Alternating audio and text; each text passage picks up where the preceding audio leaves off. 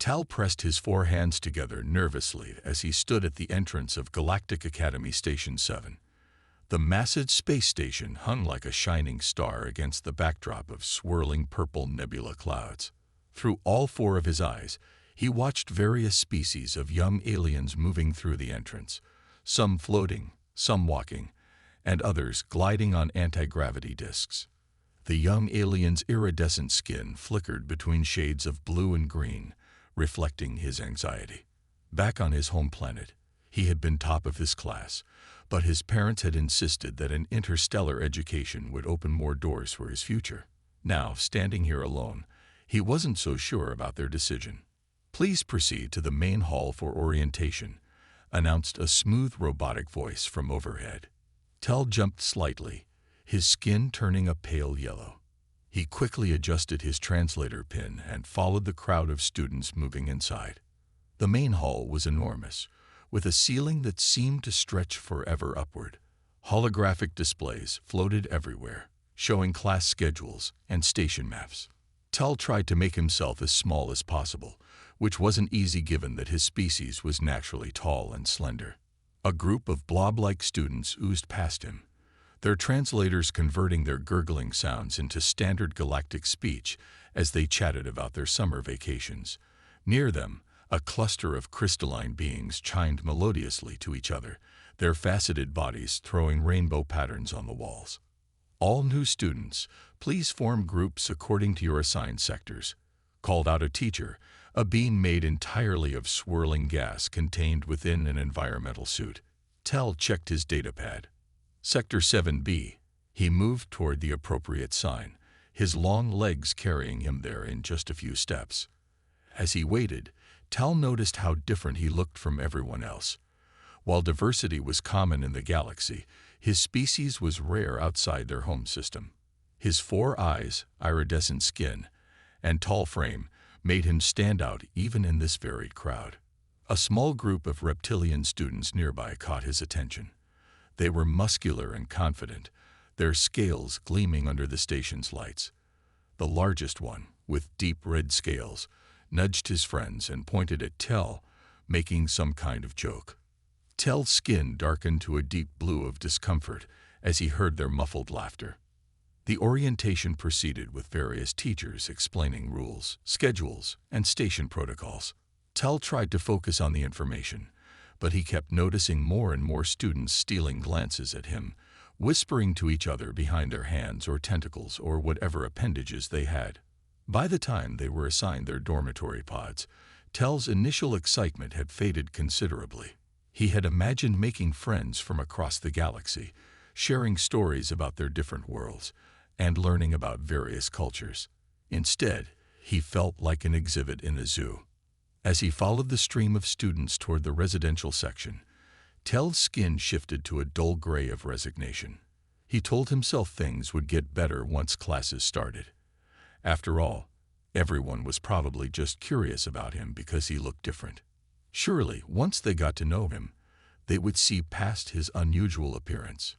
If only Tal had known how wrong he was about that hope. The first week at Galactic Academy started innocently enough.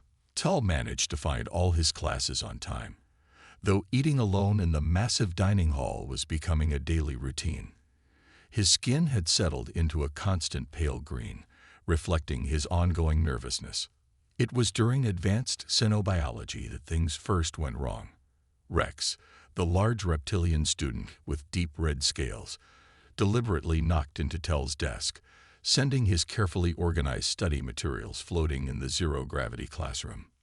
"Oops," Rex sneered, his forked tongue flicking out. "Guess 4 eyes aren't enough to watch where you put your stuff." His friends, a bulky gray-scaled one named Cross and a sleek black-scaled one called Vex, snickered behind him. Tal's skin rippled with embarrassment as he tried to gather his floating datapads and specimens. Some other students watched, but quickly turned away when he looked at them with any of his 4 eyes. The teacher, busy with holographic displays, seemed not to notice. The incidents got worse over the next few days. In the crowded corridors between classes, someone would accidentally step on his long tail. During zero-gravity sports, the ball would be thrown too hard at his head. His locker would mysteriously malfunction, leaving his belongings trapped inside. Rex and his gang grew bolder. They discovered that Tell's species could involuntarily change skin color based on emotions, and they made a game of it. They would wait until he was alone, then jump out to startle him, laughing as his skin flashed bright yellow with fear. "Look at the light show," Cross would shout, while Vex recorded the reactions on his datapad. Other students began to join in, calling him Sparkles or Color Freak when teachers weren't around. During one particularly bad morning, Tell found his environmental settings in his dormitory pod had been hacked. The humidity levels had been set to near zero, extremely uncomfortable for his species. His skin had dried out, becoming painfully cracked and dull. When he reported it to the dormitory supervisor, the bored-looking artificial intelligence simply noted that no tampering had been detected. "Perhaps you should double-check your personal settings," it suggested unhelpfully. Tell began to dread mealtimes the most. The dining hall was too big, too open, with nowhere to hide. Rex and his friends would sit nearby, throwing small bits of food that would stick to Tell's sensitive skin. They made sure to use items that wouldn't show up on the cleaning drone sensors. His grades started to slip. He couldn't concentrate in class, always watching for the next attack. His natural ability to process information through all four eyes simultaneously, usually an advantage, became overwhelming as he tried to watch every direction at once. One day, he caught his reflection in a corridor window.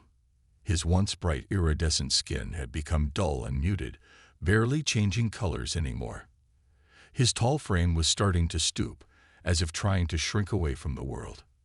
Tell thought about telling his parents, but the thought of admitting failure stopped him. They had sacrificed so much to send him here. Besides, what could they do from so far away? He was on his own, and things were only going to get worse. The day the human arrived started like any other at Galactic Academy.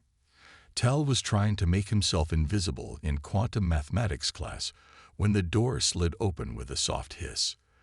The teacher, a hovering mass of intelligent gas, paused mid-lecture. "Ah, our new student has arrived," the teacher's translated voice announced. "Class, please welcome Mike from Earth." The human who walked in was shorter than most species in the class. He had no scales, no extra limbs, no bioluminescence, just plain skin and two eyes. He wore the standard academy uniform, though it seemed a bit loose on his frame. The class buzzed with whispered conversations. Humans were still relatively new to the galactic community. Most students had only seen them in media broadcasts about Earth's recent joining of the Galactic Alliance. "Look how squishy it is," Tell heard Rex whisper to his friends, loud enough for others to hear. No natural defenses at all. How did they even survive long enough to develop space travel? Mike took the only empty seat available, right next to Tell. As he sat down, he glanced at Tell and gave a simple nod and smile. Tell's skin flickered briefly with surprise at the friendly gesture before he quickly looked away, expecting some kind of trick. During the lecture, Tell noticed how the human took notes with just two hands, yet somehow kept up with the complex equations. He seemed unbothered by the stares and whispers around him. When Rex accidentally sent a stylus floating toward Mike's head, the human caught it without even looking up from his work. "I believe this is yours," Mike said, sending the stylus back to Rex with perfect accuracy. His voice was calm, but there was something in his tone that made Rex's scales bristle slightly. At lunch, the usual hierarchy of the dining hall was disrupted. Everyone wanted to watch the human eat. They were fascinated by how he used simple metal tools instead of natural feeding appendages, and how he needed to chew his food instead of absorbing it.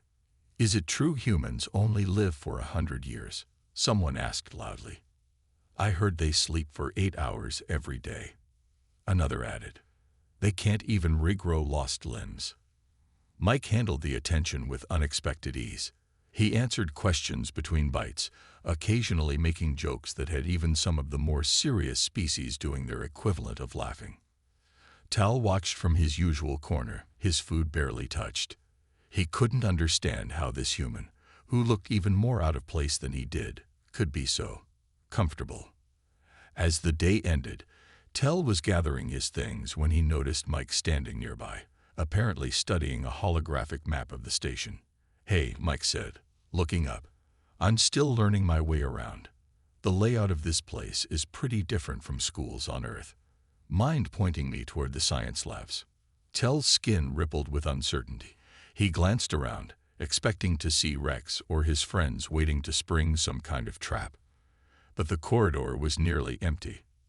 They're in Section C," Tal said quietly through his translator. Mike smiled again, and for some reason, Tal's skin shifted to a slightly brighter shade of blue. Neither of them knew it yet, but this simple interaction would change everything. 2 weeks after Mike's arrival, Tal's situation had gotten worse. Rex and his gang had stepped up their harassment, seemingly annoyed that their usual entertainment wasn't getting the dramatic color changes it used to. Tal's skin now stayed mostly in dull, muted shades, barely responding to anything. During advanced cynobiology, Tal stared blankly at his test results floating on the holographic display. Another failing grade. His previous straight A record was now a distant memory.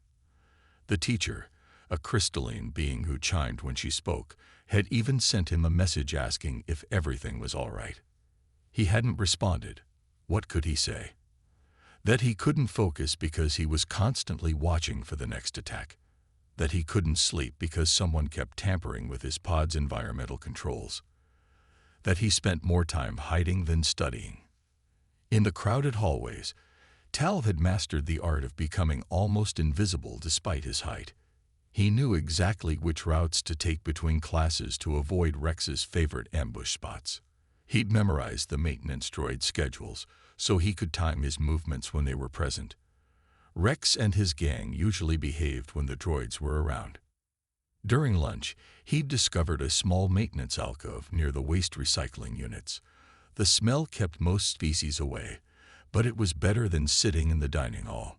He'd learned to eat quickly, taking in just enough nutrients to survive. His once tall frame had become noticeably thinner.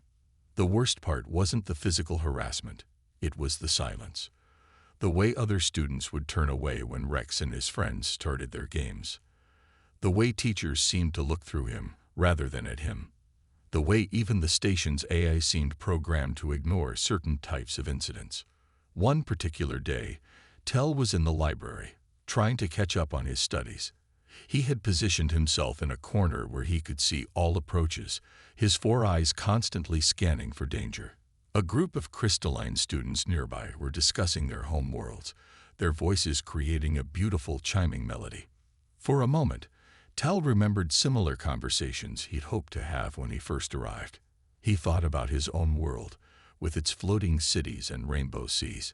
His skin flickered briefly with homesickness, before settling back into its now usual gray. He caught his reflection in a nearby data screen. His species was naturally graceful and proud, but he barely recognized himself anymore. His shoulders hunched, his eyes constantly darting around, his skin dull and lifeless. What would his parents think if they could see him now? A message notification blinked on his datapad. It was from home. His parents, asking how things were going, telling him how proud they were that he was studying at such a prestigious academy. Tal's hands trembled as he wrote back another lie about how well he was doing and how many friends he was making. As he sent the message, he noticed Mike watching him from across the library. The human had an odd expression on his face, almost like he could see right through Tal's carefully constructed facade of normalcy. Tal quickly gathered his things and left. He couldn't risk anyone, even the seemingly friendly human, getting too close. It would only make things worse. The zero-gravity chamber was usually empty during lunch breaks. Tal had started using it as another hiding spot, practicing his assignments while floating in the peaceful silence. Today, however, the silence was shattered by the hiss of the entrance door. Well, "Look who we found." Rex's voice echoed through the chamber. Tel's skin flashed pale yellow with fear as he saw Rex, Cross, and Vex floating in the doorway. They had removed their gravity boots, making them more maneuverable in the weightless environment. Tel tried to reach the emergency exit, but Cross was faster, using his powerful tail to propel himself forward. "Going somewhere, Sparkles?" he sneered, blocking the path.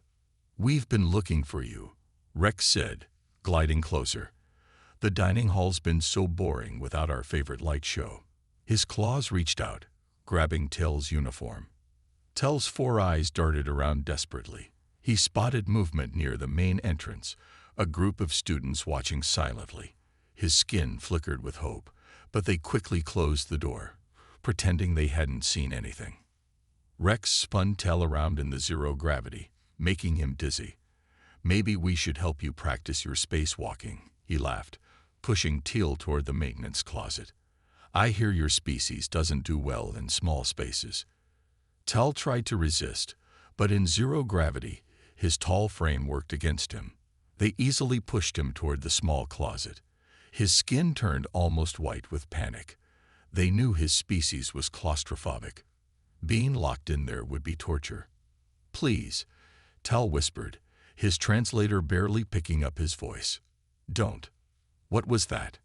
"Can't hear you over all these pretty colors you're making," Vex mocked, recording everything on his datapad as usual. Just as they reached the closet door, a new voice cut through the chamber. "Hey, what's going on here?" Everyone turned to see Mike floating in the doorway, his gravity boots also removed. He looked small compared to the reptilian students, but something in his stance made them pause. "Just having some fun with our friend here," Rex said, still gripping Tel's uniform. "Nothing that concerns you, human." Mike pushed off the wall, gliding smoothly toward them. "Really? Doesn't look very friendly to me." "This isn't your business," Cross hissed. "Humans should know their place in the galaxy."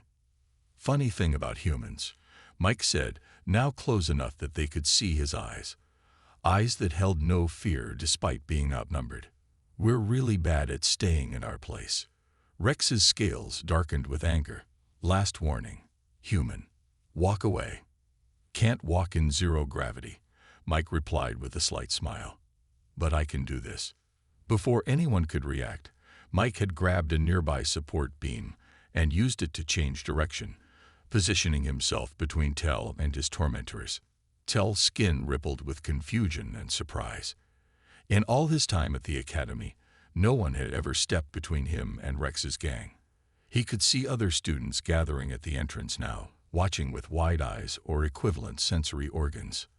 The chamber fell silent as Rex and Mike faced each other in the weightless space, neither willing to back down. The breaking point had finally arrived. The zero-gravity chamber hung in tense silence. Rex's massive form loomed over Mike, who looked almost comically small in comparison. Yet the human didn't float back even an inch. "Last chance to move, human," Rex growled, his claws flexing. "Or we'll have 2 people to lock in the closet." Mike's response surprised everyone. He laughed. "You know what I find interesting," he said, casually adjusting his position in the zero gravity. "You only pick on people when you've got your friends with you. I've been watching." Rex's scales flushed dark with rage. "Watch this." He lunged forward, expecting to easily grab the smaller human. But Mike was no longer there. Using the weightless environment, he had pushed off slightly, letting Rex's momentum carry him past. "Humans might look weak," Mike said, now behind Rex, "but we survived on a world with predators a lot scarier than you. We learned a few things." Cross and Vex moved to surround Mike, but the human kept moving, using minimal gestures to change direction. He looked almost like he was dancing through space, always just out of reach. "Stop moving," Vex snarled, getting dizzy trying to track the human's movements. "Why?" Mike asked.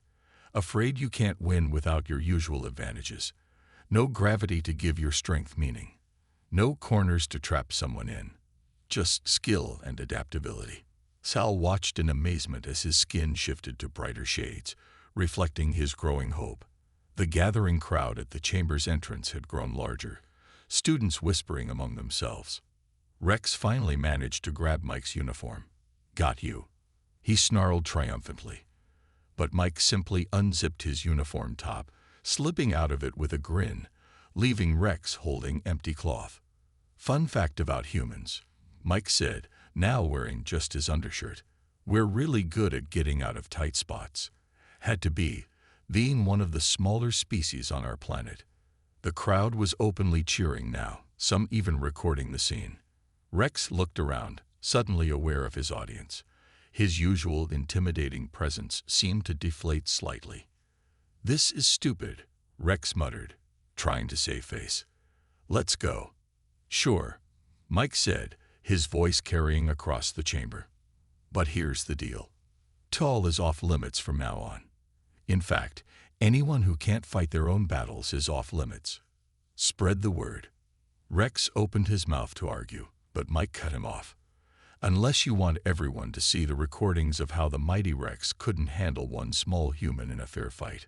The reptilian student's face twisted with fury, but he knew he was beaten. "Whatever," he spat, gesturing to his friends. They pushed off toward the exit, trying to maintain some dignity as they fled.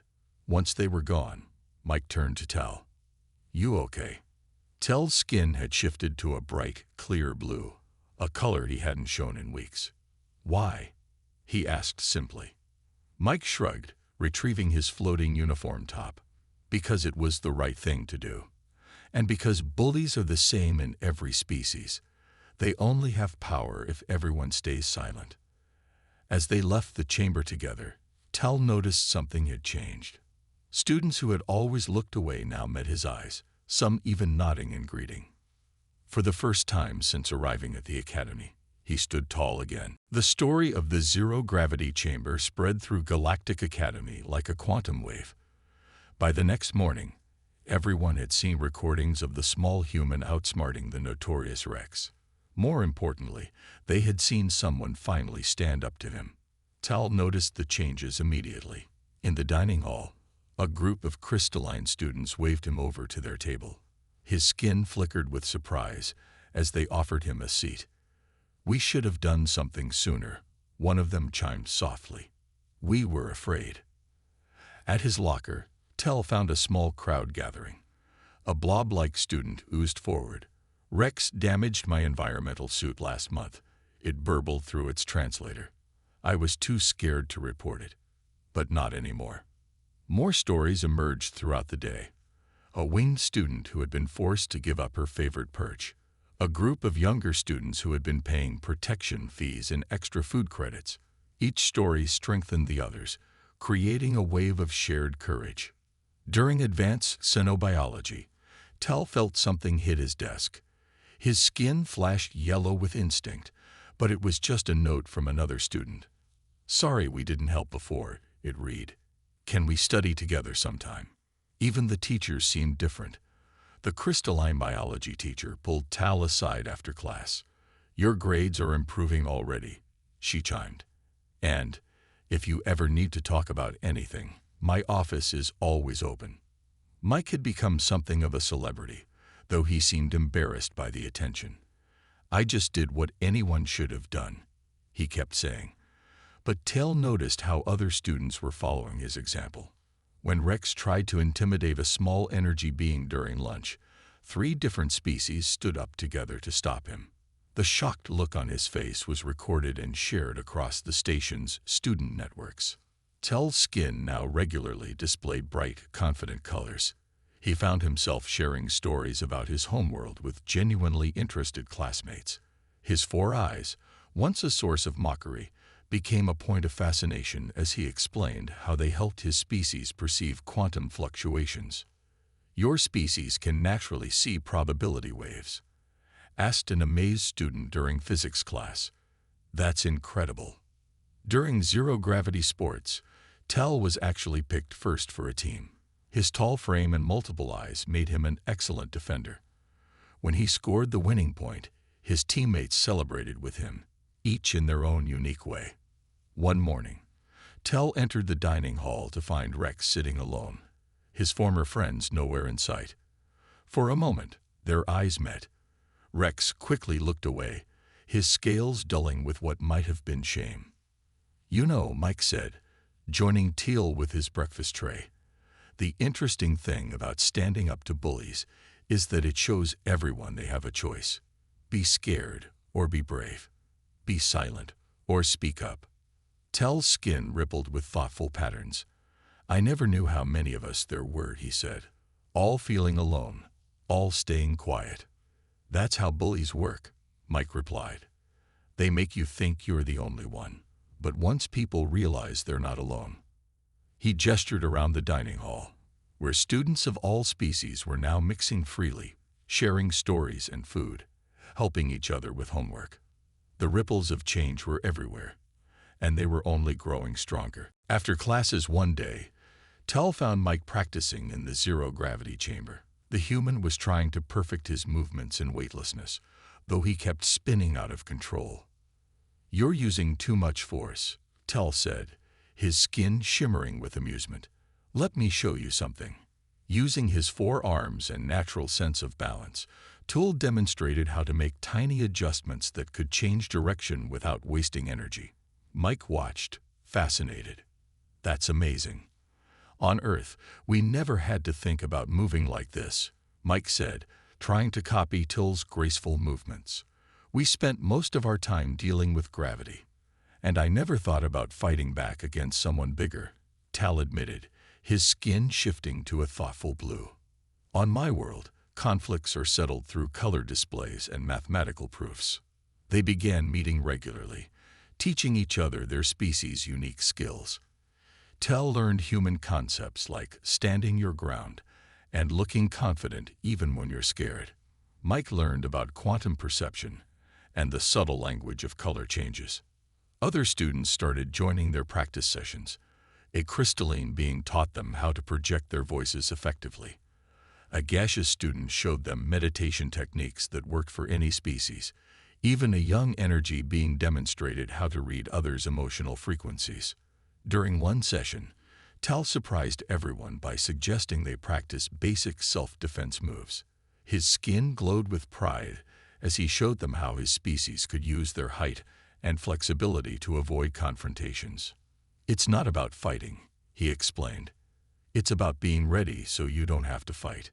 The Academy's corridors became filled with strange but wonderful sights. A human teaching a blob-like student Earth's fist bump greeting. A 4-eyed alien explaining quantum mathematics to fascinated classmates. Crystalline beings learning human jokes. One day, Mike found Tall helping a group of younger students with their studies. His skin was glowing with a warm, teacher-like orange as he used all 4 eyes to watch different holographic displays simultaneously. "They asked about my homeworld," Tell explained later.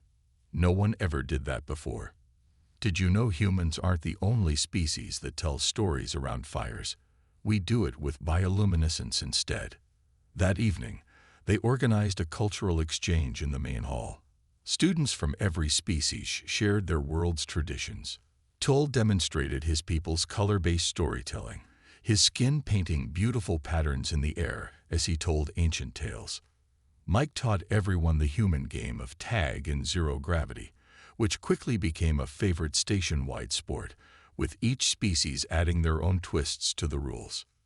Even some teachers joined in, sharing knowledge they'd never thought to discuss before. The crystalline biology teacher revealed how her species communicated through light patterns, similar to Tell's color changes. As they floated in the zero-gravity chamber after another practice session, Tell's skin shifted through happy colors. "I used to think being different was a weakness," he said, "but maybe it's our differences that make us strong." Mike smiled. "On Earth, we have a saying, diversity is strength. Looks like it's true across the whole galaxy." Around them, the Academy had become what it was always meant to be, a place where differences were celebrated, not feared. The main hall of Galactic Academy Station 7 was packed with students and staff. Tell stood at the podium, his skin glowing with a mix of nervousness and determination. All four of his eyes scanned the crowd as he prepared to speak. The past week had been intense. After numerous students came forward with evidence of bullying, the Academy administration had finally taken action. Rex and his former gang had been placed on probation, required to attend cultural sensitivity training and perform community service. Fellow students, Tull began, his translator carrying his voice clearly across the hall. 3 months ago, I arrived here feeling alone and afraid. I thought being different meant I would never belong. His skin rippled with emotional colors as he continued. I was wrong.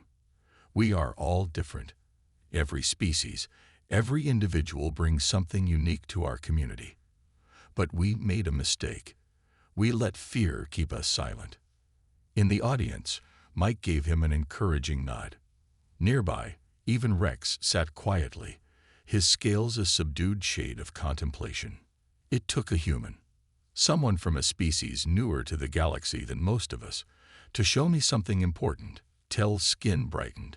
Courage isn't about being the strongest or having the best natural defenses. It's about standing up for what's right, even when you're scared. The crystalline students chimed in agreement, creating a beautiful harmonic sound. The energy beings pulsed with approval, and the blob-like students rippled in unified support. Today, the Academy is implementing new anti-bullying protocols, Tal announced. But rules alone won't create change.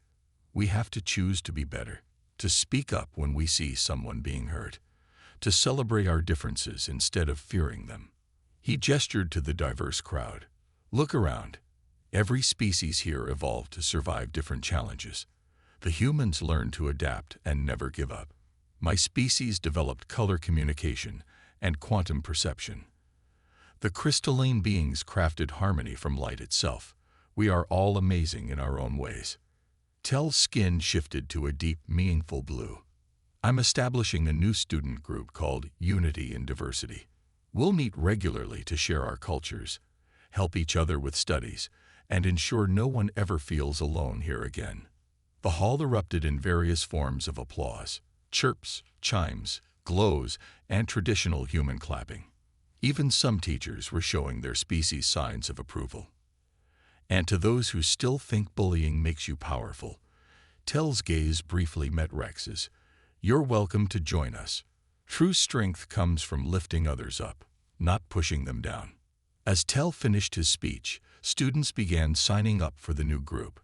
Rex surprised everyone by being among the first, his scales showing unfamiliar patterns of humility. Later, floating in the zero-gravity chamber with Mike and their new friends, Tell's skin displayed colors of pure joy. A young energy being was teaching them their species' traditional games, while a crystalline student explained the mathematics of light refraction. You've started something big, Mike said quietly. Tal watched the diverse group of students learning and laughing together. His skin sparkled with pride as he replied, No, we started something big. And this is just the beginning.